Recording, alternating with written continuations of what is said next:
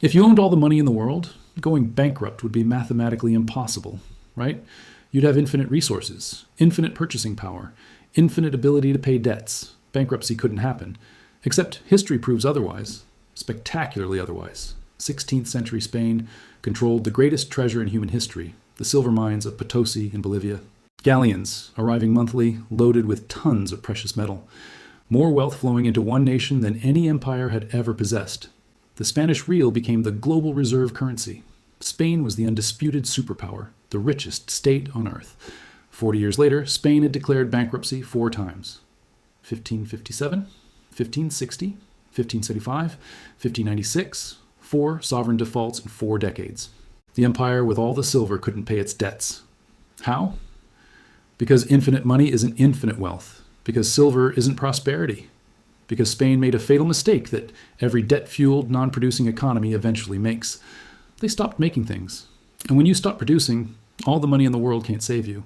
This is finance through time. And this is the autopsy of how infinite silver killed an empire, and why modern economies printing infinite paper are walking the exact same path to the exact same cliff. Potosí, a mountain in Bolivia so rich in silver that conquistadors called it a gift from God. And for Spain, it seemed exactly that. 45,000 tons of silver extracted over 2 centuries. By 1600, 400 tons annually flowing into Spanish coffers, quantities that dwarfed every other nation's wealth combined. Spain didn't just have money. Spain had a monopoly on money itself. The Spanish real circulated globally, accepted everywhere, trusted universally. The 16th century dollar, the reserve currency of the age. Every merchant wanted reales. Every treasury accumulated them. Spain sat atop the greatest monetary advantage any nation ever possessed. Complete dominance of global money supply.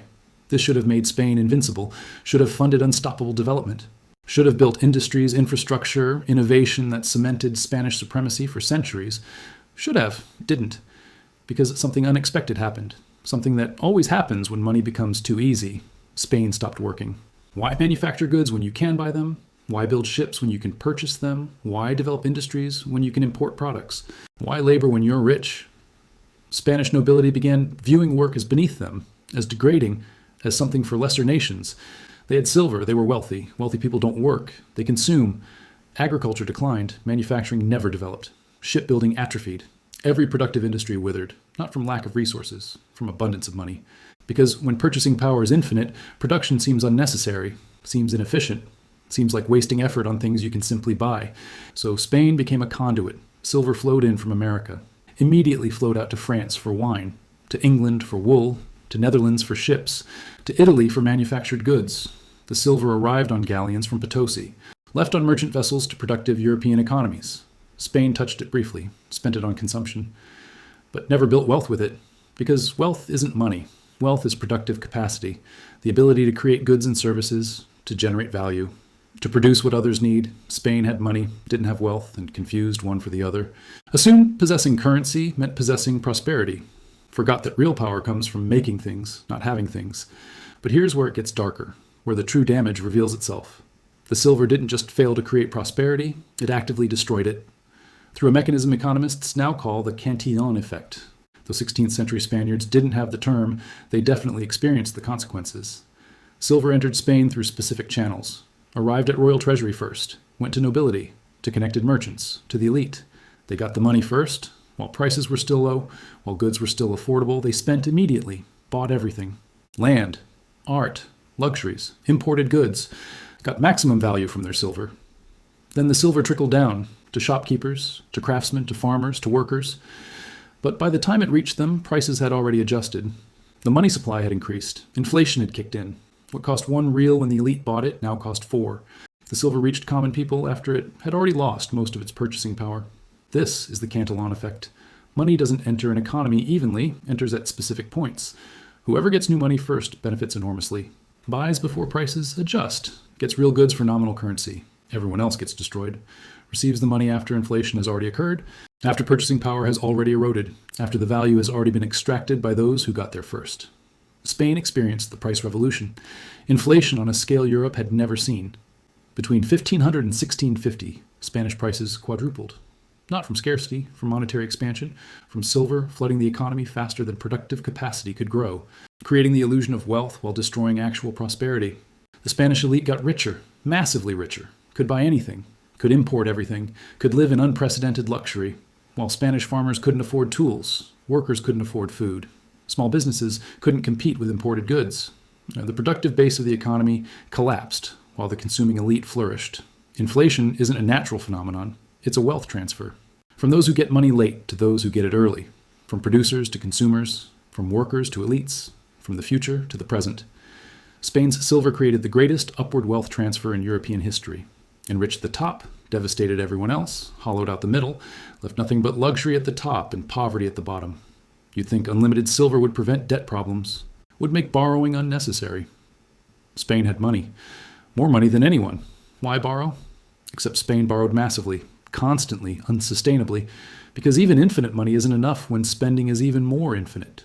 King Philip II inherited an empire, inherited the silver, inherited the obligation to continue his father's wars everywhere, against France, against Ottoman Empire, against Protestant Netherlands, against England, imperial ambitions requiring imperial funding that exceeded even Potosí's massive output. So Philip borrowed, against future silver shipments. The galleons were coming, the silver was certain, banks would lend against that collateral. German Fugger bankers, Italian Genoese financiers, they looked at Spain's silver production and saw guaranteed repayment, lent enormous sums, at interest rates that climbed from 8% to 18% to 20% as Spanish creditworthiness deteriorated. The debt spiral was textbook: borrow to fund wars, borrow to pay interest on previous borrowing, borrow to maintain government operations, each loan making the next necessary, each payment requiring more revenue than available. The silver came, but it was already pledged, already committed to creditors, already spent before it arrived. By 1550s, most royal revenue went to debt service. By 1570s, virtually all of it did. 100% of income servicing debt before funding anything else, mathematically unsustainable. Everyone knew it. Philip knew it. The bankers knew it, but nobody wanted to admit it because admission triggers collapse. 1557. First default. Spain cannot meet debt obligations, declares bankruptcy, suspends payments to creditors. The richest empire on earth admits insolvency. Renegotiates with bankers, gets worse terms, borrows again. 1558, 3 years later, default again. Can't service the restructured debt. Second bankruptcy, more negotiations. More debt with even worse terms. The spiral tightens. 1559, default again. Third bankruptcy in 20 years. Spain has more silver than ever. Potosí producing record quantities, but all of it pledged, all owed to creditors, none available for Spain. 1560, default again. Fourth bankruptcy. The pattern is undeniable. Spain cannot sustain its spending, cannot fund its wars, cannot service its debts. No amount of silver solves the fundamental problem. They consume more than they produce, borrow more than they earn, spend more than they have. This is the endgame of consuming without producing, of assuming money is wealth, of mistaking currency for capacity. Spain had all the money, but money can't manufacture ships, can't grow food, can't produce weapons, can't create the actual goods needed to sustain an empire. It can buy those things, but only from those who make them. And if you're not making anything, you're dependent on those who are. And dependency is weakness no amount of money can overcome. Spain's collapse took time, decades. The silver continued flowing. The empire maintained appearance of power, but the substance was gone. The productive capacity was destroyed. The middle class was devastated. The economy was hollowed. When the silver finally stopped, when American colonies gained independence, when the flow of treasure ended, Spain had nothing. No industries, no capabilities, no foundation. Just debt and memories of when they owned the world's money. Now look at modern monetary policy. Look at what's been happening since 1971. Since Nixon closed the gold window, since money became purely fiat, since central banks could print without constraint. United States prints dollars, massive quantities, trillions created through quantitative easing, through deficit spending, through monetary expansion that would have been impossible under gold standard. And what does America do with those dollars? Imports manufactured goods from China, from Asia, from anywhere that actually makes things. American manufacturing declined precipitously. Factories closed, production moved offshore, industrial capacity gutted, because why make things when you can print money and buy them? Why maintain production when consumption is easier? Why build when you can borrow? The trade deficit is enormous, persistent, structural. America imports more than it exports, has for decades. Funds the gap with printed money, with debt, with the assumption that dollar status is permanent, that foreigners will always accept dollars for goods, that money printing is sustainable indefinitely. This is Spain's playbook. Different currency, same structure, print money, import goods, lose productive capacity. Assume financial engineering can replace manufacturing. Assume currency status is unassailable. Assume the game continues forever. It doesn't. It didn't for Spain, won't for anyone, because eventually those who produce gain leverage over those who consume.